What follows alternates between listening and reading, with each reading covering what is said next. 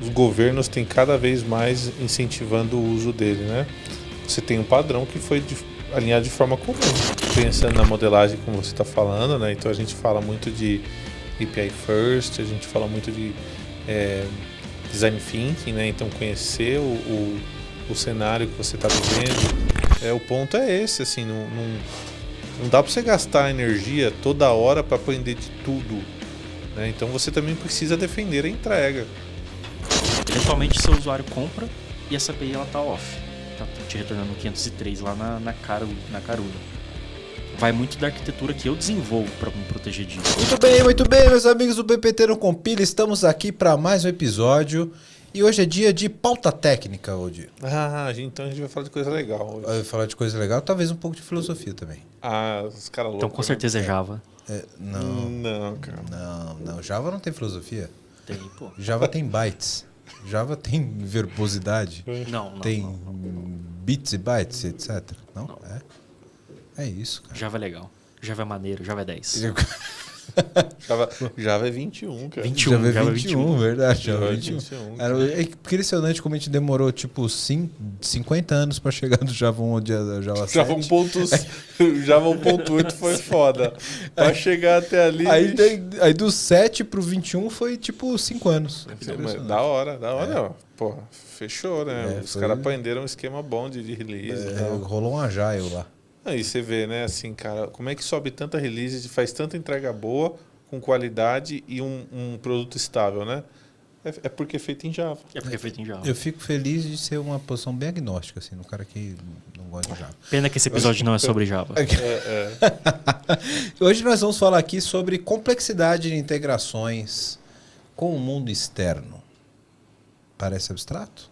Parece abstrato. É bem abstrato. Bastante. E eu vou provocá-los sobre situações sobre isso. Como consumir APIs externas, como produzir APIs internas e como tudo isso se converge. E o papo vai ser muito bom. É misterioso? É misterioso. Mas aguarde aqui que a conversa vai desenrolar. Para falar desse assunto comigo aqui tem dois caras que, não preciso mais apresentar, né? É quase tão comum quanto eu aqui nesse podcast. Odir Scarim, meu irmãozinho. Obrigado, Well. De 2,60 m. Obrigado pelo convite. Você é da casa já. E Artuzito Suave. Valeu pelo convite. Obrigado por ter aceitado a pauta. Sugestão do meu amigo que desenrolou esse assunto super pertinente aqui. E abstrato. E faz parte. A abstração é a arte da arquitetura, né? E eu quero deixar o convite para você aqui que está participando desse podcast como ouvinte, para participar de fato da discussão. Então, se você está ouvindo aqui, seja no Spotify, no YouTube, deixa o seu comentário, participa aqui com a gente.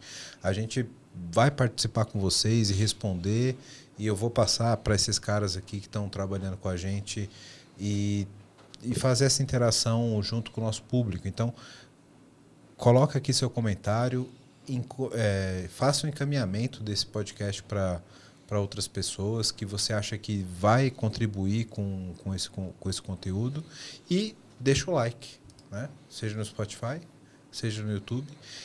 E também temos uma grande novidade aqui, que você pode ser membro do podcast, certo? Bufunfa. Como é que faz o Arduzinho para ser membro do podcast? Em qualquer vídeo do canal ou na própria descrição do canal vai ter um botãozinho Seja Membro. Seja membro lá no YouTube e você vai poder contribuir com a gente aqui, pagar a cerveja do Valdir, que esse homem é grande, ele bebe bastante cerveja.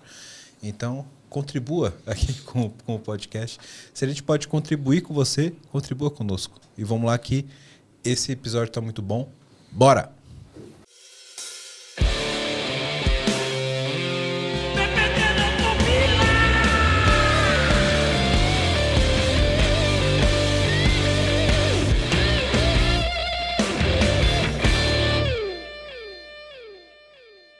Muito bem. Mais um episódio aqui que nós vamos falar sobre, dessa vez, um assunto bem específico, né? É API. É API, não deixa de ser. Mas é freestyle. Mas é freestyle. Boa. Né? E é um assunto um pouco mais específico, né? Vamos falar sobre como conectar esse... com o mundo de fora. Que engraçado, cara. Porque geralmente a gente fala de como expor. Exato. Eu sou o provedor, né? Agora nós vamos falar sobre como ser clientes dessa parada. Qual a complexidade disso? E como isso converge também com a estratégia de ser um provedor e lidar também com a característica de ser cliente. Isso fala sobre webhook, por exemplo. Isso fala sobre responsabilidade de APIs. Porque quando você está projetando uma API, uma integração de empresa para empresa, por exemplo, você tem sempre aquela característica de quem é o trigger ou não. Quando a API não existe, você está modelando com os dois. Quem gera o estímulo? Quem é o ativo, digamos assim, no começo? Pegou mal essa frase. Ficou ruim. Ficou ruim. Quem é o... Ele faltou ele falar assim, né? Quem vai excitar a API, né? Pô, eu estava começando o episódio sério, gente. Vocês já desvirtuaram tudo. Ele tem uma carinha de que quando pergunta se é por aproximação o pagamento, ele fala, não, é de penetrar. Nossa. Que bosta. Essa foi pesada. Essa foi pesada. É porque hoje a gente tá gravando mais tarde. É verdade. Já é o segundo episódio, gravou mais um aqui. O Artuzinho tá criativo, né? Mas quando a gente fala de integração com terceiros, por exemplo, você tem uma API que você expõe seus dados e você tem alguns métodos de persistência. E você tem um parceiro que também tem uma API que expõe seus dados e tem sua API seus métodos ali de persistência. Quem inicia a transação? Persistência do quê? Vou te responder como todo bom sênior. Depende. Você está pronto para ser um arquiteto. Boa. Mandou muito bem agora. Mas geralmente são APIs que estão consolidadas já. Entendi o que você está falando. Você já tem as APIs ali, entendeu? Então você está falando assim, tem dois ecossistemas de API já em plena maturidade. As empresas elas vão começar ali um negócio e aí elas precisam ter essa integração, né? Cara, assim, desse jeito que você está falando, a gente precisa colocar um contexto aí, né? Então, aí, como um arquiteto, eu abstraí totalmente para que vocês tenham... Instancia você a classe agora e cria um caso de uso. Bom, vamos colocar um contexto. Eu tenho um ecossistema de API de uma loja e eu preciso entregar os produtos que eu vendo. Então, a partir do momento que eu faço uma venda, a venda foi interna, né? E aí eu vou estimular uma API de delivery, de entrega, né? Então eu vou estimular essa API para que ela... Vou mandar os dados lá do pacote, da data de separação, enfim. Aí eu vou fazer tudo isso para que o responsável pela entrega receba essa informação e aí ele faça a gestão que ele tiver que fazer para que na data que eu mandei ele chegue lá na doca para pegar o pedido, certo? Então, o estímulo acabou vindo da minha loja a partir de uma compra, né? Esse caso de uso, ele é bem objetivo, né? Porque você está falando de uma transação de negócio que tem uma sequência razoavelmente definida. Mas quero dar uma complexidade no assunto. Eu não vem inventar moda, não. Vou inventar moda, porque o arquiteto gosta de fazer isso. Imagina que você tenha duas empresas que têm negócios semelhantes, mas têm parcerias. 2 consultórios, por exemplo. E elas precisam compartilhar uma agenda. E elas têm casos de uso semelhantes. E elas vão expor e entregar APIs de persistência. Quem passa a ser o agente, o trigger ativo e o trigger receptivo em cada um dos casos? Os 2 consultórios, eles compartilham a mesma agenda. Isso. Então, os 2 consultórios eles têm que concorrer pelos slots livres de agendamento. Né? Ou eu posso, vamos supor, eu tenho 2 consultórios que um mesmo médico atende nas duas agendas. E aí eu preciso, por exemplo, notificar um outro que, tipo, ó, esse médico ele vai estar comigo nesse horário, você não pode marcar aí. Entendeu? Entendi. Então Então você vai um tem que ter visibilidade do outro. Só que vamos lá, né? Para esse cenário que você botou aqui, de novo, quando é que eu vou concorrer pela agenda do médico? Quando eu tiver uma necessidade. Então, a partir do momento que o meu paciente liga no consultório, fala com a dona Regina da recepção, ela vai verificar no sistema que tem quais slots disponíveis, né? E aí o sisteminha da dona Regina, ele vai lá fazer uma consulta, né, nesse centralizador. E a partir do momento que ele fecha o slot, ele também vai mandar essa informação para esse centralizador de agenda, que, por sua vez, vai notificar quem estiver escutando, né? Então, você falou aqui, nesse cenário a gente teve dois tipos de API. APIs síncronas, para eu poder pegar os dados e também fazer o fechamento do slot, e APIs assíncronas que recebem a notificação que aquele slot está ocupado, né? Então, eu tive dois estimuladores aí, né? O primeiro, o sistema de quem estava fechando a agenda, e depois do centralizador notificando a todos os envolvidos. Mas você percebe que os dois podem ser centralizadores? Ah, tá. Você não está falando de uma agenda centralizada, você está falando de uma agenda descentralizada. São duas agendas que uma precisa estar notificada da outra. Entende? A complexidade da parada. E isso acontece algumas vezes, por exemplo, em marketplace, que você precisa gerar notificação de um para os outros com uma certa frequência de bases que são descentralizadas. Quando você está num ecossistema interno, por exemplo, você consegue resolver isso de uma forma mais simples com mensageria, porque você faz de 1 para N ou de N para N o tempo todo. Mas via API você tem uma certa complexidade. E aí eu vou dizer por quê. Geralmente, quando você tem uma API exposta para o mundo, você geralmente pensa em você ser o normatizador ali da parada, né?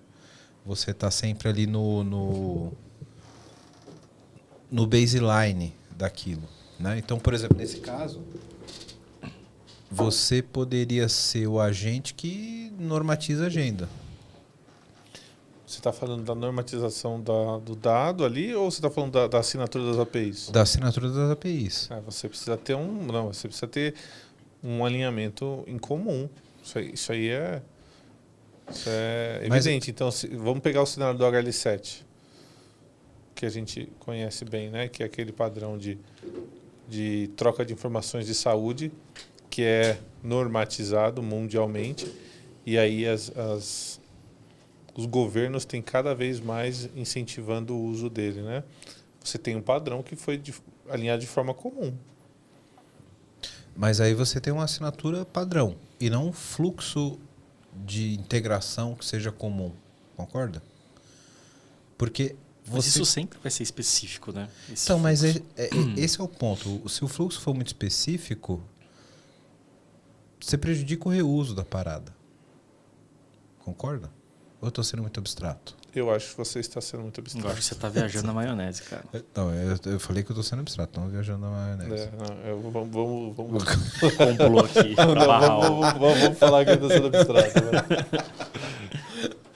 Não, porque... Vamos trazer aqui para um cenário pragmático, para a gente resolver esse problema, né?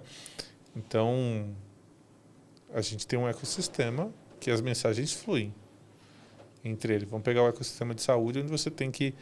Todos os agentes de saúde têm que compartilhar as informações, certo? Você tem lá a normatização das APIs, e aí quem estimula o ecossistema? Quem precisa do dado ou quem publica o dado, né? Quem entrega o dado ali, que está sempre mandando para os parceiros, né? Acho que o ponto principal é, geralmente, você tem casos de APIs que são meramente de persistência ou pensadas em ser persistência, mas que não estão pensadas em expor o dado. Se você consegue ter uma modelagem que você consegue... Eu queria chegar nesse ponto com vocês. Se você consegue ter uma modelagem de uma API que ela consegue ser tanto expositiva quanto de persistência, dependendo do caso de uso, você consegue abstrair isso para que ela consiga ser receptiva e ativa ao mesmo tempo. E aí, se ela consegue ser gatilho ou se ela consegue ser gatilhada, só depende do caso de uso de negócio, concorda? Voltando no caso das agendas. Tem 2 consultórios com 2 agendas distribuídas. Eu preciso notificar, sempre que um for persistido, notificar o outro. Não importa a sequência. As 2 APIs precisam ter métodos de leitura para eu saber se aquele slot está disponível. E as 2 APIs precisam ter métodos de persistência para que eu consiga reservar um slot. Impede igualdade, porque aí não importa quem gatilha. Concordam? Tudo bem. O Valdir não concorda. Esse é o jeito dele falar não concorda. Eu acho que você está falando faz todo sentido, cara. É que eu acho que não precisa se aprofundar tanto em quem é gatilho e quem vai ser engatilhado. Mas o problema é que quando você chega nesse ponto de modelagem, quando você não tem exatamente um ponto de partida dessas APIs, que você está falando de uma empresa para outra empresa, a modelagem ela é super importante. Porque quantas vezes a gente já não lidou com APIs que você não previa, por exemplo, um estímulo de um agente externo. E se nós estamos aqui focando numa pauta de integração com o mundo, o ponto que eu quero puxar com vocês é a modelagem da API ela é super importante para que você esteja preparado para todos os casos de uso quando você se integra com o ecossistema. Que é diferente de você modelar um web service para caso específico quando você está com uso local ali, dentro da própria companhia, concorda? Mas aí, a partir do momento que você tem uma API que vai fazer a persistência e devolver dados, você é dono daquele domínio. É Sim. você quem faz a gestão, é você que determina o que é possível fazer ou não. Tipo, você não precisa deixar tão abstrato assim. Não, eu concordo, mas você geralmente não lida com esses casos de uso dentro de um ecossistema mais amplo, concorda? Às vezes você tem APIs que são só de leitura, APIs GETs o tempo todo. Tá bom. E que são APIs de estímulo, que só vão receber esse tipo de estímulo. Ela tem um tipo de propósito. Mas se você vai estar dentro de um contexto de um caso de uso mais amplo, você tem que considerar todas essas possibilidades. Principalmente se você está lidando com um contexto mais amplo de ecossistema.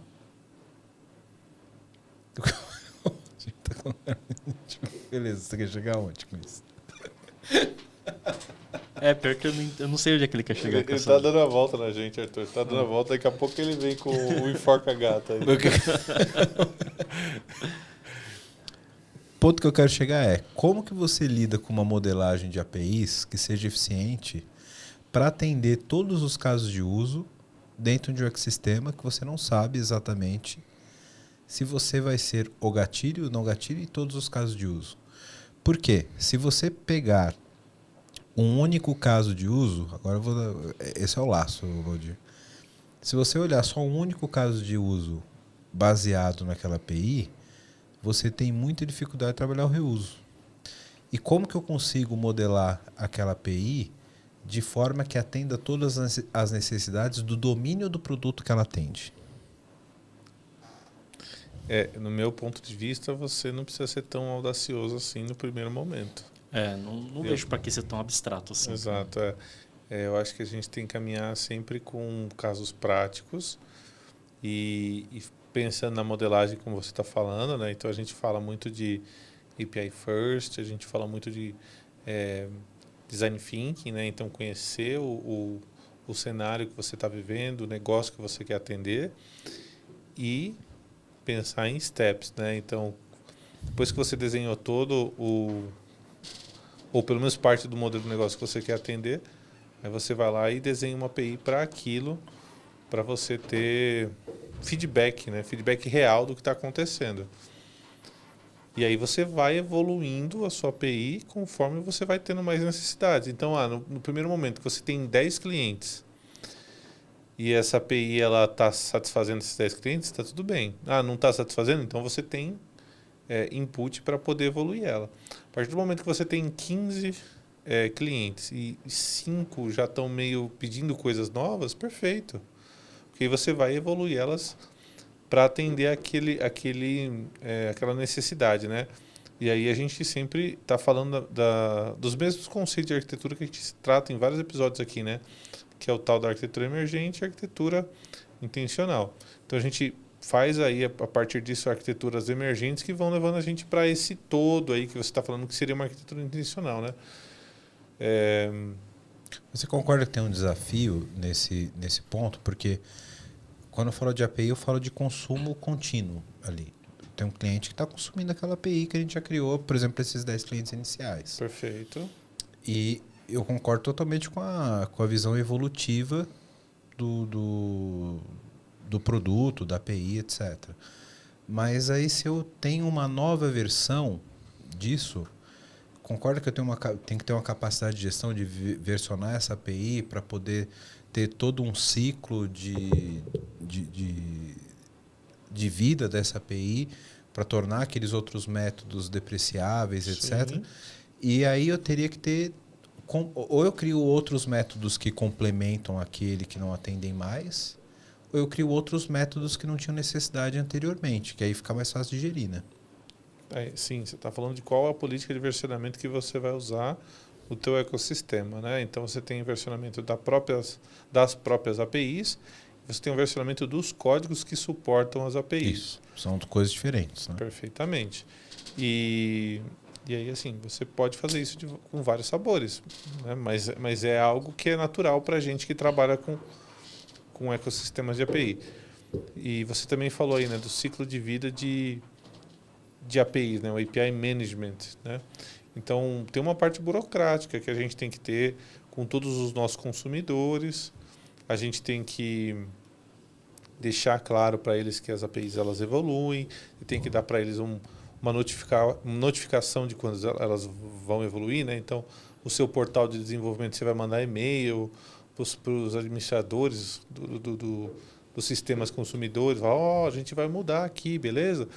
Então, em determinado período, eu vou ter a versão 2 e a versão 1 coexistindo, mas, poxa, você tem 30 dias aí para mudar, 60 dias, né?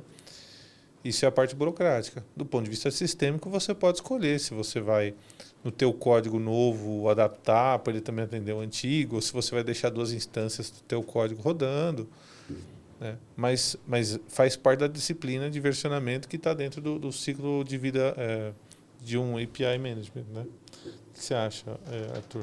Eu tô fechado com você, cara. O Wellington viajou para mim, quis dar a volta na gente. Caraca, velho. Eu quero chegar agora no ponto da gente falar do outro lado. Se você é esse consumidor aí que Isso, é então, aí que eu quero chegar. Então vamos lá, eu liguei para o Wellington aqui, vamos simular aqui. Ô Wellington, tudo bem, cara? Pô, eu vou mudar minhas API, cara. Vou mudar tudo aqui. Vou mudar em 60 dias. Se vira. O que você vai fazer? E aí, você não tem time de desenvolvimento? Não, esse é problema seu.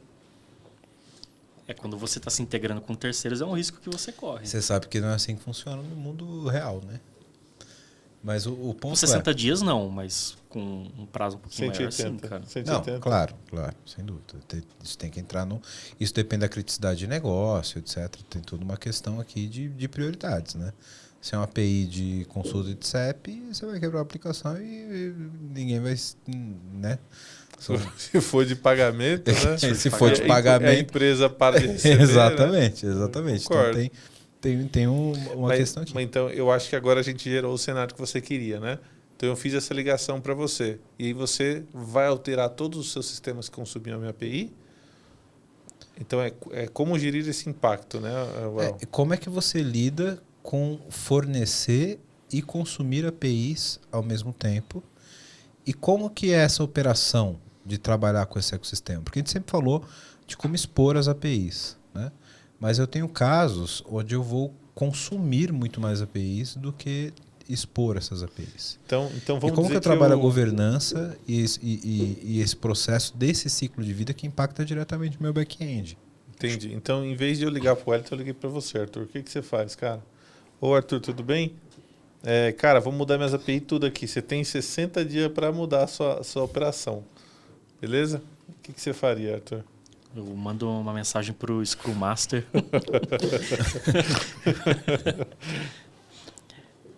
Cara, pensando como cliente, você não tem muito o que fazer. Você tem que buscar, junto com aquele terceiro, quais são as modificações e aplicar. Porque se você está integrando com um terceiro assim, provavelmente isso é crucial para o seu negócio.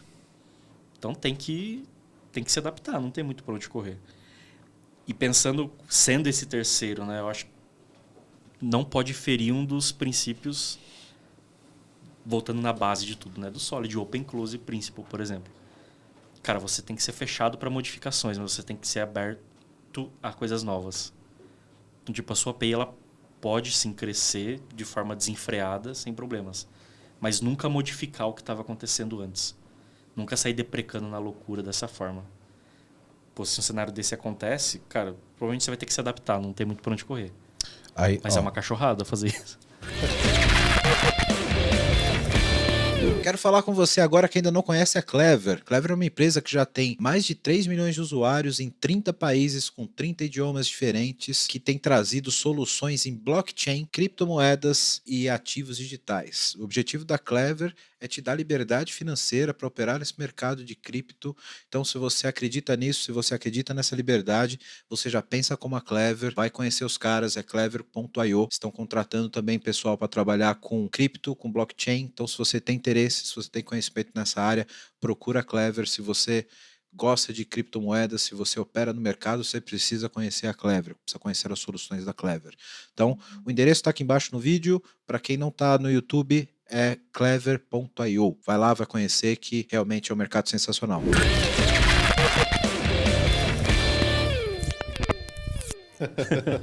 E aí entra no ponto que eu estava discutindo lá no começo. Se você faz uma modelagem inicial que está muito personalizada, você está ferindo isso que a gente está falando do Solid. Eu não deveria depreciar.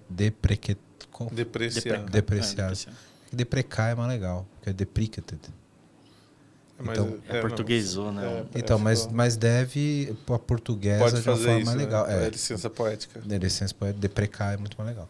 Então você não pode deprecar esses métodos porque você fez específico para os seus 10 primeiros clientes.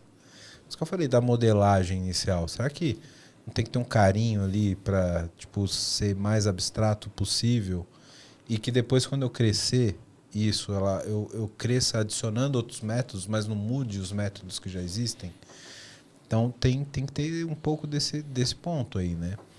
E cara, na prática, quando a gente fala de business, chega uma demanda dessa, o cara vai olhar e falar, bicho, isso aqui, qual que é o impacto? Quanto eu vou ganhar de dinheiro? Isso. Se eu vou ganhar muito dinheiro com aquilo... Ou quanto eu vou perder? Qual é o impacto no meu negócio? É facilidade do usuário? Sim, so sorry. Vai entrar no backlog lá, né? E como é que a gente gere isso do ponto de vista de tecnologia dentro da companhia? Como é que a gente trabalha com esse ciclo de APIs que você consome? Porque isso é muito crítico. É muito comum a gente ter uma arquitetura que a aplicação acessa direto essas APIs e você não tem um ciclo de governança do ciclo de vida do terceiro. Do terceiro, de forma corporativa, né? Então, exemplo, né? Eu tenho uma aplicação. Minha aplicação ela é um sistema de pizzaria. E ela tem uma parte lá que faz a cobrança da pizza que eu vou entregar usando o sistema de terceiro. Então, eu preciso proteger a minha aplicação de pizzaria de possíveis evoluções do sistema de terceiro para que eu possa me adaptar rapidamente, certo? E eu não perca vendas das minhas pizzas. É esse cenário que você está querendo trazer. Quando a aplicação lida direto com o terceiro, ela está suscetível a essa flutuação do versionamento, da flutuação da API de terceiro. Como que eu protejo esse cara dessa aplicação para que ela consiga ter uma certa estabilidade, digamos assim?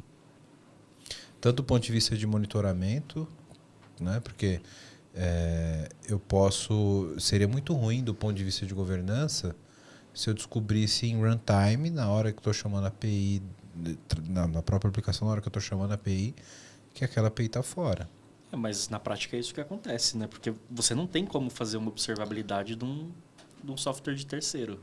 Não do software, mas se o endpoint está respondendo ou não...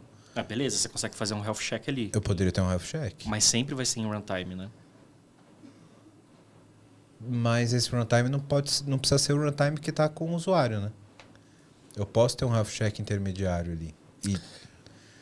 Mas eu não... Eu acho que uma vez eu precisei estudar a API da Mastercard, né? E lá eles tinham uma solução interessante para isso. No próprio endpoint, todo endpoint ele tinha lá uma seção de informações gerais, né?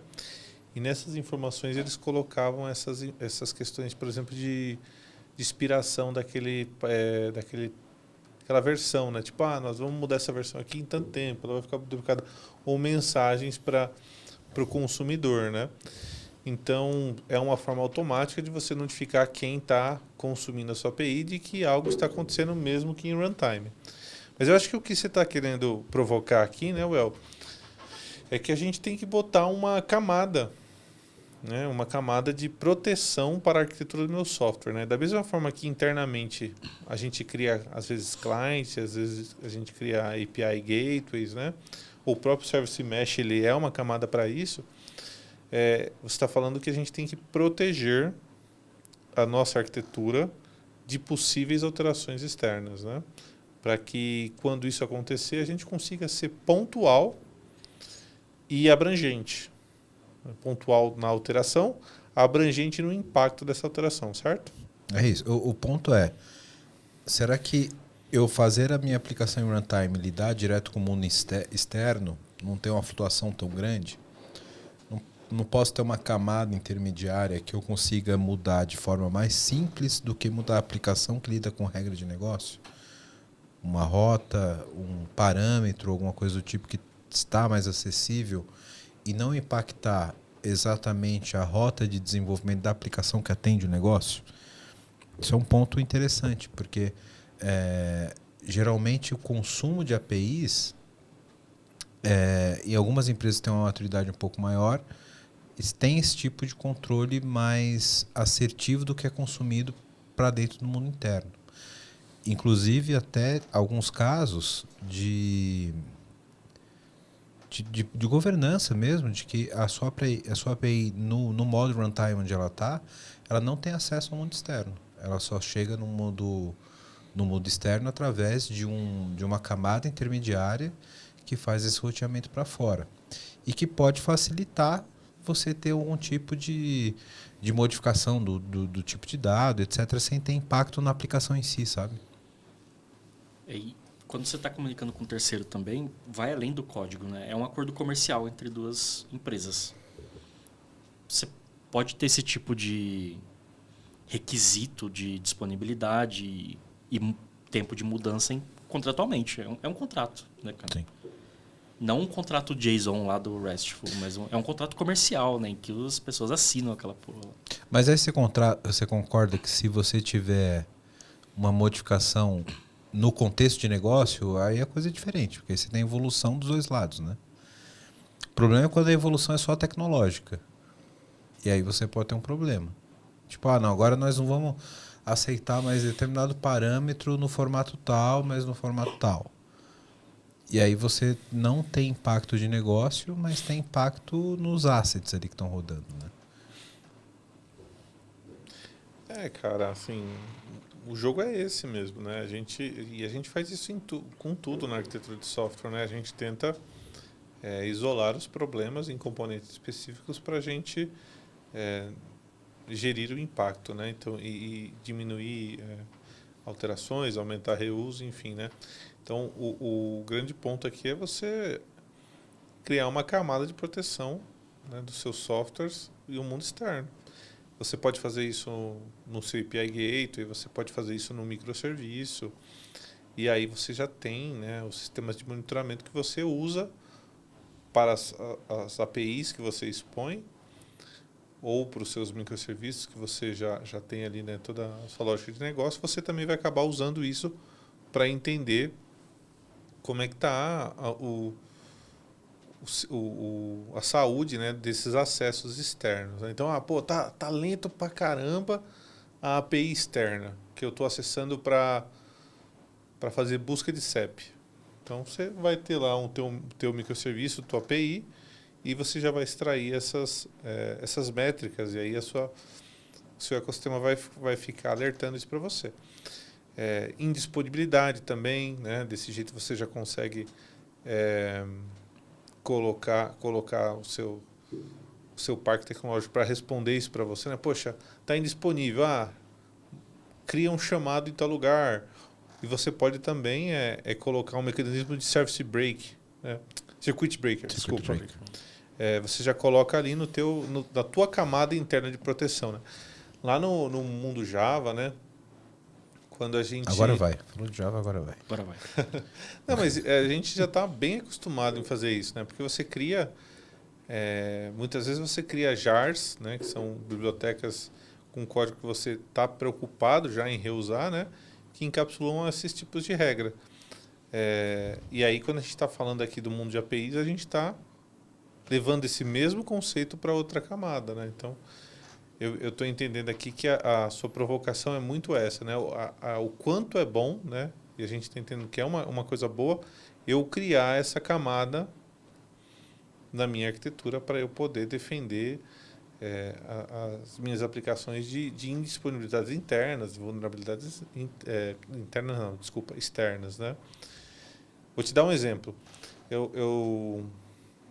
Aqui a gente teve um episódio, né, há algum tempo atrás, lá da própria CCE, né? E a gente comentou da evolução que a VMware está fazendo lá junto com eles na arquitetura de integração. Inclusive a gente fez um benchmark lá com o grande Arthur aqui também, que ajudou a gente. Um monstro, né? Nossa, o Mr. Arthurzinho. E lá eles têm uma arquitetura de integração, né? Que está muito claro para eles que eles, nos sistemas internos, eles não devem acessar ferramentas de terceiro também. Então, exemplo, lá a gente tem o Alfresco para poder ser o GED, né? A gente não acessa diretamente ele. A gente acessa o broker, né, que tem um conjunto de APIs de operações que acessam o Alfresco. E desse jeito também a gente se protege de lock-in. Então a gente consegue pensar em mudar o Alfresco rapidamente se a gente mexer ali naqueles componentes, né? E várias aplicações da CCE, elas geram arquivos e armazenam lá. Então, só mexendo na ferramenta ali que no passado era muito pensada para expor, né, SOAP, né, que é o IBM Broker, a gente acabou criando essa camada ali, né? Então, só mexendo ali a gente também protege todos os sistemas internos, né? E essa é uma questão que eu queria levantar aqui. A gente chegou no ponto que eu queria provocá-los. Faz sentido ter um broker de serviços monolítico e estático, como é comum a gente ver hoje? Ou o conceito ainda é válido e a gente pode levar para uma arquitetura mais moderna, baseada em microserviços, com Apache Camel, etc. O conceito ele ainda é válido e eu posso modernizar? Ou a gente está num outro cenário de arquitetura de que esse tipo de integração ela já fica obsoleta? Qual a visão de vocês? Quer falar, Arthur? Depois Não, eu falo. Pode falar. O conceito é a mediação, né? Então, assim, cara, design pattern de integração, cara, ele é vívido. Ele tá lá pungente. A gente tem que fazer uso dele. Ponto final. Conceito. As formas que a gente implementa, elas vão mudando, porque a tecnologia vai mudando também, né? E normalmente se adota uma implementação defensiva, né? Para poder se proteger dessas Sim. dessas falhas que o Wellington está tentando levantar a todo momento. Exatamente. Então, devemos continuar com esses conceitos, né? E a gente tem formas de fazer de um jeito mais fácil hoje. Quando a gente fala de microserviço, poxa, por que eu não posso criar um microserviço que ele contém ali a API que ele contém uma API que encapsula a regra de negócio para acessar o Alfresco, aqui no meu exemplo, né? Ou vai acessar vai acessar um gateway de pagamento. Tem empresas, cara, que... por exemplo, minha esposa trabalha numa empresa de saúde e ela não... Pô, o negócio é saúde, não é pagamento. Só que ela precisa passar o cartão do cliente. Então, por que ela vai ligar o software dela direto no gateway de pagamento de uma determinada empresa e aí depois ela quer mudar? Por que ela quer mudar? Às vezes fica muito caro. De um ano para o outro, o reajuste do licenciamento acaba ficando caro, né? Então, você ter essa possibilidade de mudar, porque pagamento é pagamento. A pegada é a seguinte: tira o dinheiro da conta de um e passa para a sua, né? Então, não tem uma especificidade que te obrigue a ficar com um provedor, né? Vou te falar outro exemplo também interessante, cara. Inteligência artificial. Poxa, as APIs das inteligências artificiais, elas são diferentes. E cada momento, a gente está vivendo isso agora, né, muito forte, as máquinas de inteligência artificial, elas estão brigando de forma ferrenha para uma ser melhor que a outra. Então, por que eu vou casar com o Watson? Por que eu vou casar com o OpenAPI, né? Por que eu não crio uma camada minha interna que aí vai... Agora chegamos no ponto. Que aí vai fazer a abstração do acesso externo, né? Então, assim, é uma mediação, está me protegendo do lock-in, que é uma coisa que a gente fala também constantemente, né? E o arquiteto tem que pensar nisso. E o lock-in, eu vi um ponto interessante outro dia no LinkedIn, né? Que um amigo postou que ele estava lá naquele evento da AWS, né? Ele falou, poxa, arquitetura frugal, né? E ele falou, poxa, os arquitetos eles têm que pensar que as soluções elas têm que ser sustentáveis. Você falou um nome bonito, frugal. Frugal, Defina frugal. Cara, é muito difícil, eu não sei não. Bota nos comentários. Pergunta pro chat GPT. Pergunta pro... Eu queria botar na minha próxima apresentação na empresa, arquitetura frugal, cara. Cara, assim, pelo que eu pesquisei, né? Assim, é simples. O foco é ser simples. Você não foi frugal. Você não foi frugal. Não, é que assim, o vocabulário de vocês que é limitado. Muito limitado. Né? Esse vocabulário de Twitter de vocês. Não é mais Twitter, é X? X, né? Twitter. Então que é complicado, bicho. Mas o ponto o arquiteto ele tem que pensar muito na parte financeira da solução, né? A gente fala muito disso também no FinOps e tudo mais, né? Mas, poxa, cara, o lock-in, ele entra muito nisso. Né? Poxa, você entra numa solução, você casou com ela, depois ela fica muito cara, o que você faz? Então, esse tipo de componente que a gente está falando aqui, que ele implementa o conceito de mediação, resolve isso para você. Então, a gente foi falando várias situações que justificam você defender a sua arquitetura interna de uma volatilidade externa. E aí o ponto que eu queria chegar. Faz sentido... Se você queria chegar aqui e você sabia onde você queria chegar, você podia ter começado de trás para frente, Eu cara. só queria deixar vocês confusos. Mas faz sentido, então, eu estou consumindo um serviço externo. Faz sentido ter uma camada intermediária onde eu remodelo essa chamada para dentro da minha empresa, porque aí eu consigo evitar o lock-in. Eu consigo ter... faz sentido eu ter, por exemplo, estou chamando a OpenAI. Eu tenho métodos ali da API da OpenAI que são muito específicos da OpenAI, certo? Faz sentido eu ter uma modelagem dentro do meu barramento que eu simplifico ou eu especializo isso para dentro das minhas aplicações e as minhas aplicações passam a ver um contrato único que não é especializado pelo vendor e que, cara, amanhã uma empresa que está consumindo, uma aplicação que está consumindo o meu serviço de inteligência artificial não sabe se é OpenAI, se é Gemini,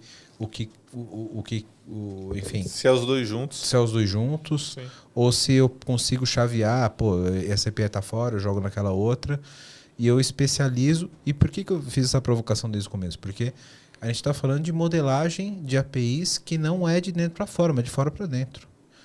Faz sentido eu remodelar uma API de fora para consumo interno?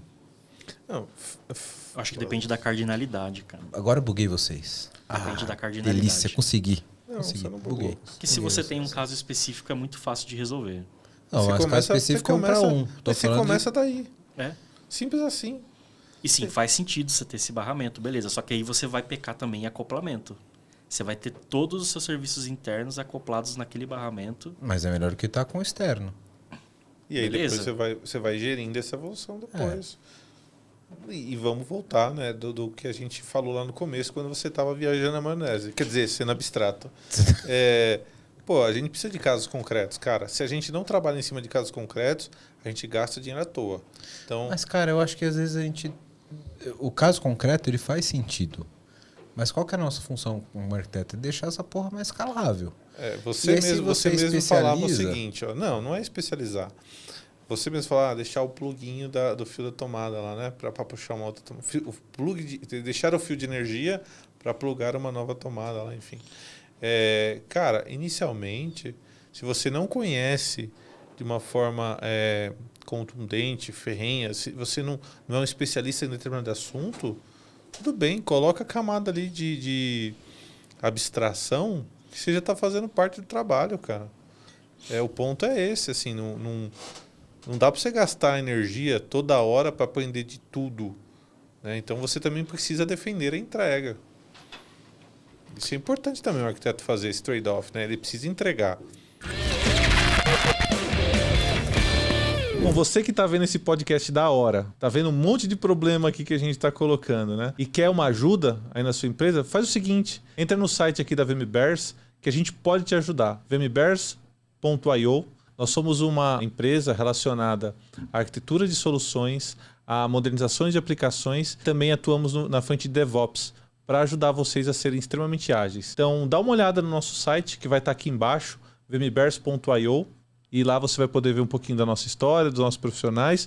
E aproveitando, se você for um profissional da área de tecnologia, que está afim de trabalhar numa empresa legal, um monte de colega, gente boa e tecnologia de ponta, manda um e-mail para peoplecare@vmbears.io.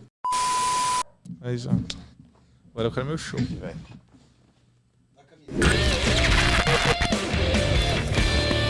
O que eu quero saber é, faz sentido eu ter uma governança sobre os contratos externos? Ah, perfeito. Isso faz, pô. Claro que faz. Porque E o Arthur já deu a letra aqui na pergunta passada. Ele falou, a gente tem que se proteger, cara. Tem que proteger, bicho. É ou não é? Sim. mas tem que nem ser sempre é defensivo. possível, né? Porque se, por exemplo, eu consigo me proteger bem tendo um barramento interno aqui, quando eu tenho flutuação ali do contrato que não é tão relevante, mas se eu tenho, tenho que mandar mais informação na chamada, etc., inevitavelmente eu tenho que propagar isso para o cliente. E eu tenho que atualizar o meu contrato também. Só que às vezes você pode, no seu barramento, chama 2 lugares aí. Chama 2 endpoints. Posso fazer uma composição, É que vai além do barramento, vai de como você pensa a arquitetura do seu fluxo de negócio, né? No final das contas. Porque, por exemplo, vamos supor lá que eu tenho algum lugar que eu vendo um curso. Pô, sou coach agora, vou vender curso. Coaching quântico. Você E é aí- coach quântico? Coach quântico, exatamente. E aí o pagamento disso é feito pelo checkout da Hotmart, por exemplo. Tem uma API pública lá que você pode fazer uso. Eventualmente, seu usuário compra e essa API ela tá off. Tá te retornando um 503 lá na caruda. Vai muito da arquitetura que eu desenvolvo para me proteger disso, né? Porque, por exemplo, no caso de pagamento, eu posso simplesmente segurar o cara lá como pendente ou em análise e deixar arder lá até que uma hora essa API vai voltar e eu vou conseguir a resposta. Sim, isso depende da arquitetura da solução como um todo, Isso, né? se fosse uma recarga de celular, por exemplo, que a resposta tem que ser imediata, ou a recarga de bilhete único, por exemplo, que tem que ser imediato para o cara usar, porque ele fez igual eu e deixou para carregar na catraca, travando 10 pessoas para trás, a resposta tem que ser na hora ali. Aí vale a pena você simplesmente lidar com o erro. Você fala, cara, eu não consigo. Então, mas não é só o erro. Mas, por exemplo, acho que o ponto aqui é a abstração do ponto final. Mas por que você quer abstrair tanto? São todas essas coisas aqui Por que exemplo, a gente falou, né? o financeiro. Eu entendo assim, ó, posso ter uma API para o cartão do bilhete único. Esse cara é específico. Não tem jeito. Eu posso ter no barramento aqui só um proxy, que não vai mudar nada. O bilhete único vai ser sempre bilhete único. Mas eu posso ter uma API chamada interna para fazer o pagamento, que pode ter vários bancos ou vários vendors aqui. E aí, pô, eu tentei fazer o pagamento por um e não rolou, posso tentar para o outro, fazer um throttling para outro, para outro, para outro. E quem chamou a API internamente, eu posso ter uma API de pagamento interna, de pagamento com alguns dados padrão, e que eu posso fazer throttling e revezar esses pontos internos. E a aplicação que chamou não sabe se eu paguei na Visa, se eu paguei na Mastercard, se eu paguei no Santander. Não importa. Eu posso fazer isso. Então, eu consigo ter esse tipo de abstração. Mas eu concordo contigo, no caso, tipo, se for um serviço muito específico, não faz sentido eu ter a remodelagem de contrato interno.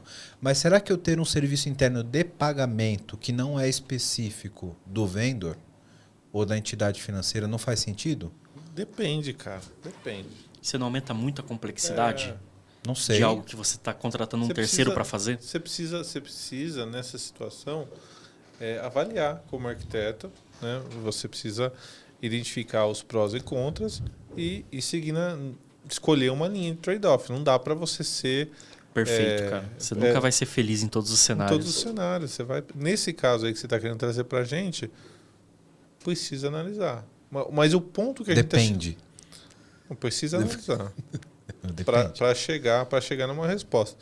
Agora, o que a gente está falando aqui que é importante é essa proteção da sua solução, né? Então, como? Colocando uma abstração no meio. Posso dar um exemplo mais simples? Porque eu acho que o exemplo que eu dei ele é muito complexo, porque envolve pagamento, etc. Envio de SMS. Quantos brokers você tem de envio de SMS? N. Faz sentido uma aplicação chamar direto broker? Não, mas a gente já falou que não, cara. E aí, você está muito agressivo hoje. Agora eu tô agressivo. Há 3 perguntas atrás a gente não chegava onde você queria chegar. Rapaz. E aí, veja bem, faz sentido eu ter um método, uma API interna de envio de SMS? Esse é o ponto que eu quero chegar. A gente já falou que sim. Obrigado, gente. Não, faz todo sentido. Isso a gente já concordou. O que a gente está falando que depende é o formato. Né? Você estava apertando a gente para falar, o que vocês acham se eu tenho que ter exatamente a mesma assinatura que eu tenho de um provedor externo na minha API interna? Mas esse é o ponto. E a gente falou o seguinte: depende da tua maturidade. Se você está num cenário onde a primeira vez que você está mandando SMS e você, seu provedor externo lá tem um campo telefone, o outro DDD e o outro mensagem. E esse provedor externo não colocou o país, né? E para você não faz sentido isso hoje. Beleza, faz assim, não tem problema. Quando você vê essa necessidade de mudança, ou quando você for mudar o teu fornecedor de serviço, né? O que você vai ver? Mas esse fornecedor de serviço aqui, o cara tá me botando um campo DDI, né? Eu não tenho esse campo aqui interno. Mete o 5.5 lá e boa. Mas aí você faz isso direto no broker. Exatamente, é o que a gente tá falando. E que faz muito mais sentido. E aí, beleza, você que depende fez da cardinalidade. O broker, eu acho que se paga dependendo da cardinalidade. Sim, se você tem muita gente consumindo esse serviço, faz sentido se abstrair como um serviço interno, concorda? Sim. E que você tem a gestão de para onde vai. Né? Então você consegue ter uma abstração ali de trazer isso uma responsabilidade, tipo, beleza, eu seguro aqui a assinatura de todo mundo que está interno e jogo para fora. Concordo que para casos mais complexos, como pagamento, etc., tem outras regras de negócio envolvidas, né? Mas o que eu quero discutir com vocês aqui é como que eu faço a gestão do que eu trago para dentro desse ecossistema que eu tenho que gerir para fora e o que eu especializo onde a minha aplicação de fato pode ter um acesso direto. Como que trata esse tipo de governança, sabe? E como que, como arquitetos, a gente direciona isso? Faz uma planilha no Office 365 e compartilha com os seus superiores. No SharePoint, cara, O Sheets, né? O Google Sheets. Google Sheets ou SharePoint, você planilha no Office. E aí, Odir? Eu posso responder que eu não sei, eu posso responder que depende. Do O que eu quero responder? Pra mim, o ponto tá muito claro, cara.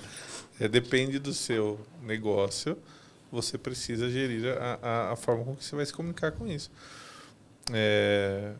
A gente já falou aqui do SMS e, poxa, é muito legal, né? Porque tem um monte de operadora, eu vou mudando aí a operadora e não mudo minha aplicação, ponto final. A gente falou do gateway de pagamento, que, poxa, tem até regras de negócio que eu posso botar ali naquela camada de abstração que vai simplificar a minha vida.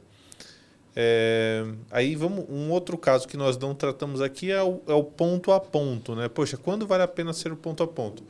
O Arthur falou da cardinalidade.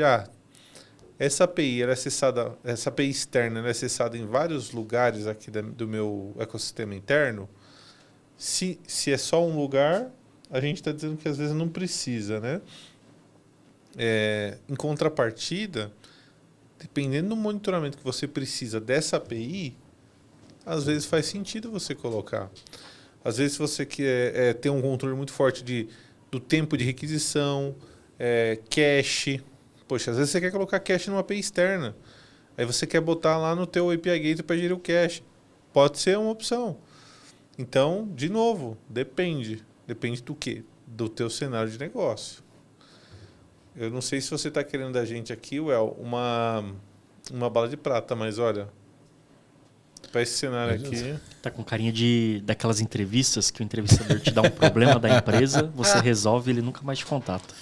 Exatamente. Isso acontece para entrevista de emprego, isso acontece para fornecedor também. Às vezes a empresa que ela faz, ela não sabe resolver um problema, o que ela faz?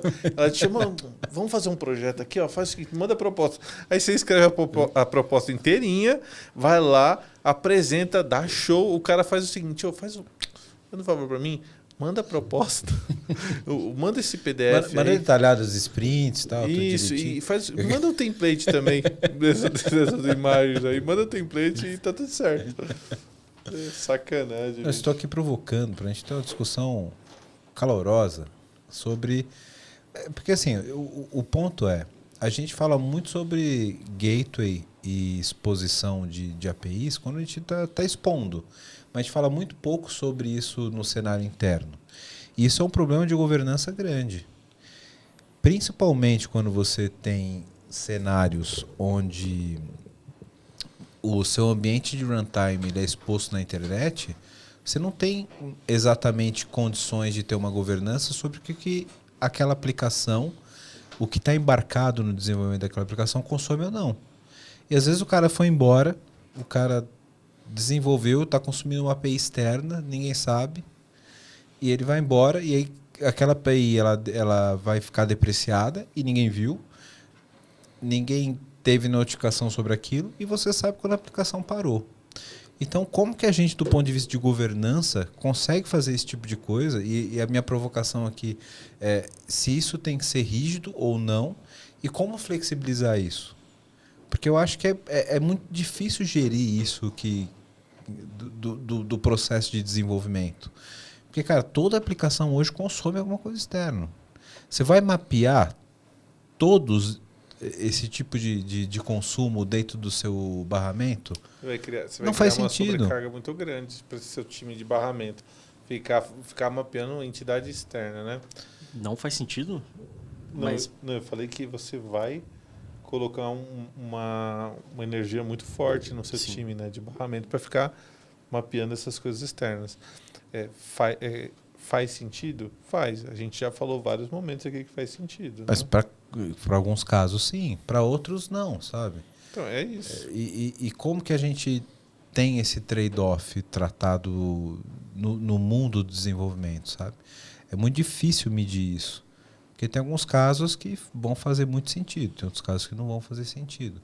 Por outro lado, do ponto de vista operacional, como que eu trato isso? Eu bloqueio, tipo, acesso externo de todas as minhas aplicações que estão em produção em runtime, não acessa a rede externa?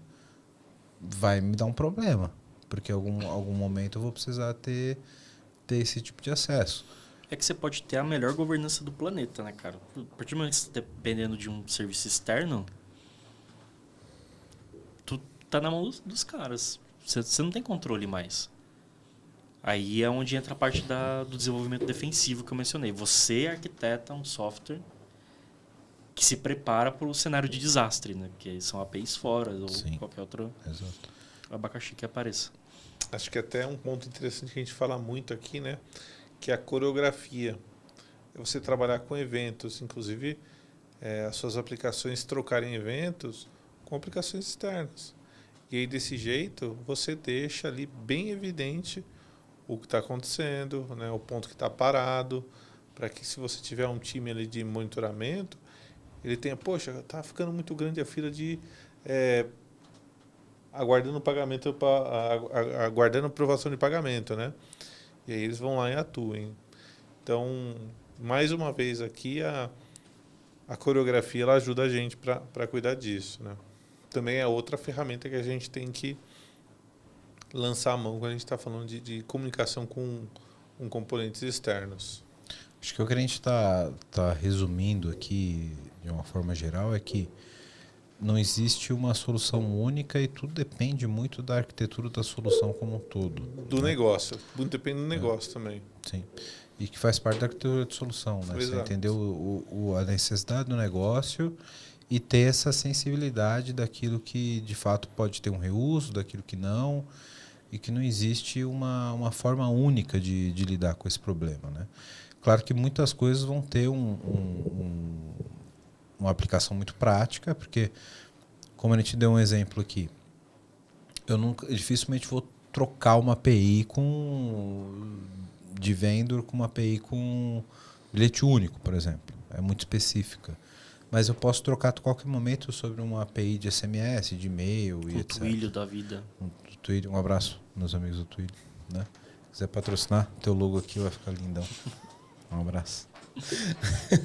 Então, aí faz algum sentido porque são cores do negócio e que são situações muito específicas que faz sentido especializar para uma API interna, né?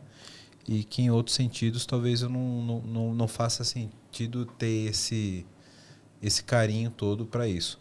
E aí isso reflete em coisas de operação, né? Vou restringir acesso das aplicações? Não faz sentido, né? Vou ter governança sobre o barramento? Faz sentido. Mas como que eu trabalho isso de fato sem ter uma arquitetura de solução robusta para fazer isso, né?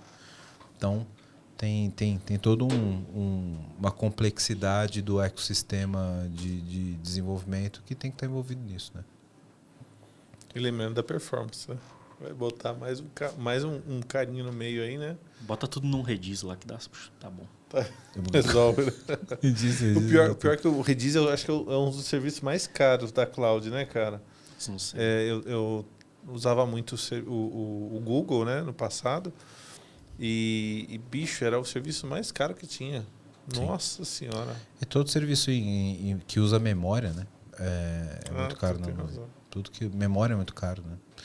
E o Redis é um banco que usa memória absurdamente, né? Cache de memória, também cache é caro. Enfim, são serviços caros porque tem a latência muito alta, né? Muito baixa, no caso, ao contrário. Né? Muito bem, meus amigos.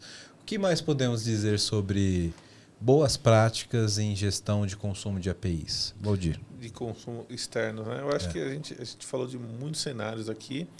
O ponto, eu acho que é mais importante de todos trate com carinho os serviços que você está acessando externamente, porque às vezes a gente acha que é só plugar no código aí, né? Passa lá o cartão, né? O desenvolvedor fala para o gerente, passa lá o cartão corporativo que a gente precisa entregar aqui o projeto, né? E aí o cara esquece que tem que ter uma gestão sobre isso, que isso ali vai ficar no código pro resto da vida, daquele código, e a empresa vai ser responsável por aquilo, né? Então, o que a gente o resumo de tudo gerencie esse tipo de situação. E aí nós trouxemos formas de você gerenciar isso. E acho que a mais feliz aqui que a gente trouxe coloca um componente de abstração no meio para você poder, primeiro, fazer a mediação da comunicação, e aí você pode enriquecer, diminuir e tal, trazer mais informação para aquele request. Você vai ter gestão de requisição de performance, né? Você vai poder usar cache, e às vezes até dar mais velocidade para a tua aplicação. Disponibilidade, que é um ponto que vai ficar bem evidente na tua infraestrutura. Versionamento, que nós falamos aqui também, você vai poder criar ali um ponto único de alterações para poder trazer resiliência, né, para as suas aplicações. A partir da mudança externa, você não muda internamente ali. Enfim, esse é um mecanismo muito bom para a gente gerir esse tipo de situação, né? Arthurzinho, o que mais você pode contribuir com isso? E tenha pessoas que façam essa gestão também, né? Não adianta querer abraçar o mundo com a perna, caramba. Processo de governança em cima disso faz todo sentido, né? Ter um time que olhe para isso e um bom time, como a gente falou aqui, um bom time de arquitetura de soluções que consiga entender cada caso que precisa ter um acesso direto na aplicação ou que você precisa ter uma abstração maior pelo barramento. Então, acho que o recado maior que esse episódio traz é que cada caso é um caso, né? E cultura também, né? Você falou do arquiteto, né? Esse é o tipo do problema que não é só o arquiteto que vai resolver. É a cultura que você emprega na tua corporação, né? Para que os desenvolvedores se sintam à vontade para levar esse tipo de situação para ser discutida num fórum diferente e também ter ferramentas para que ele resolva isso rápido, né? O negócio é o seguinte, o desenvolvedor vai resolver. Tem que ser rápido. Se você ele começa a codificar ali, dá 2 dias de sprint, tudo para, porque Exatamente. não tem um contrato fechado. E aí o que vai acontecer? O cara vai chamar a pesquisa do Google. Vai no ChatGPT. Exatamente. Não, ele vai chamar via código a pesquisa do Google, pegar o primeiro resultado lá e vai botar, né? Então, bicho, tem que ser rápido, né? E, Valdir, como é que a VMBears pode ajudar a resolver esse tipo de problema, para quem está nos ouvindo? Que link pro Publi, hein? Caralho, lindo. Foi aqui nosso Bonito, Publi. Maravilhoso.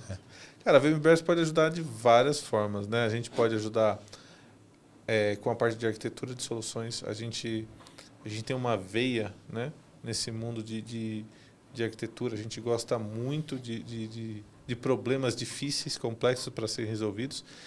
E a gente entende que pensar neles antes é fundamental. Então, a arquitetura de soluções, ela vai te ajudar a isso. E a VMBears, ela tem um grupo de arquitetos fenomenais que você pode usar para te ajudar nesses tipos de situações. Nós também fazemos assessment de arquitetura. Então, se sua empresa está passando por uma situação que você quer um direcionamento, e esse direcionamento assim não vai ser um direcionamento externo, né? Mas vai ser um direcionamento avaliando a sua situação interna, consolidando com o ecossistema que você vive e também com o mercado, né? Então, a VMBears, ela tem esse assessment de arquitetura, que a gente usa técnicas de design thinking. O nome do nosso produto é Tech Thinking, né? E aí, se você olhar no nosso site, no nosso canal no LinkedIn, tem algumas apresentações sobre esse assunto. A gente tem profissionais extremamente qualificados que a gente aloca nos clientes, né? Seja desde arquiteto, tech leads, desenvolvedores, né? Que podem ajudar a disseminar essa cultura. E a gente também trabalha com squads, né? Então, se você tem aí um problema também, um produto que você quer rampar e você não sabe por onde começar, a gente tem squads prontos que a gente vai lá e coloca para ajudar o cliente a desenvolver um produto. Tá? E, evidentemente, Manda um e-mail pra gente lá no comercial@vmbears.io. Tá o link aqui embaixo na descrição. Independente do problema, a gente vai ajudar. É isso aí. E você que acompanhou a gente até agora, obrigado pela audiência de vocês. Se você ainda não compartilhou, não deu um like, não deu um comentário, é muito importante, sabe, hoje? Você vê o cara tá vendo a gente discutindo Fala aqui. o que ele acha disso. Isso, tudo aqui, vem né? aqui, ó, compartilha aqui, ó, a sua opinião. Deixa o seu comentário, deixa o seu like, compartilha o episódio com quem você acha que vai contribuir com essas informações. E agora temos uma novidade. Você pode ser membro do canal do PPT Não Compila lá no YouTube. Então, se você acha que a gente contribui de alguma forma para o seu desenvolvimento profissional, se a gente traz algum tipo de informação, você pode ir lá e ser membro. A gente ainda não sabe exatamente o que a gente vai dar em troca. Tem camiseta, bicho. Tem camiseta que a gente vai trazer, uma camiseta nova com esse logo bonito aqui. Tem abraço que você comentou Tem abraço no episódio anterior. Eu falei que vou dar abraço também. E a gente vai trazer algumas pessoas para ver os episódios, interagir aqui pessoalmente com os convidados, conhecer o Valdir. E quando você conhecer o Valdir, você vai ver que ele realmente tem 2,30 metros de altura. Isso é verdade. E você vai ver que é sério essa história. Então, se você tem interesse, compartilha com alguém, seja membro e obrigado pelo episódio. Vamos lá, valeu! Até a próxima.